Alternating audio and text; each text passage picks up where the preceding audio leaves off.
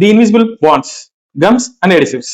చాలా మంది క్లయింట్స్ ఏ plywood use చేయాలి, ఏ లామినేట్ యూస్ చేయాలి, ఏ ఎకర్లిక్ యూస్ చేయాలి అనే దగ్గర చాలా పర్టికులర్ గా ఉంటారు అండ్ చాలా క్లారిటీతో ఉంటారు. ఎవరు చెప్పినా కానీ త్వరగా నమ్మరు, ఎందుకంటే వాళ్ళు దాని గురించి రీసెర్చ్ చేసి ఉంటారు కాబట్టి. బట్ ఈ గమ్స్ అండ్ ఎడిసివ్ దగ్గరికి వచ్చేటప్పటికి ఎవరు కూడా రీసెర్చ్ చేయరు, ఏదైనా ఒకటే కదా అనే ఉద్దేశంలో ఉంటారు. బట్ అక్కడే చాలా ఇంపార్టెంట్ విషయం మర్చిపోతున్నారు. మీరు కొన్న క్వాలిటీ ప్లైవుడ్ ని, క్వాలిటీ లామినేట్ ని కల్పించేది ఈ ఎడిసివే. Welcome to day 5.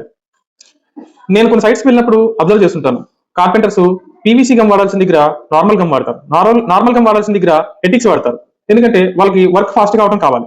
కానీ ఆ వర్క్ మీరు సేవ్ చేసి ఆ 1000-2000 రూపీస్ ఏదైతే ఉందో అది కస్టమర్ కి ఒక 50,000 రూపీస్ లాస్ కావచ్చు తర్వాత.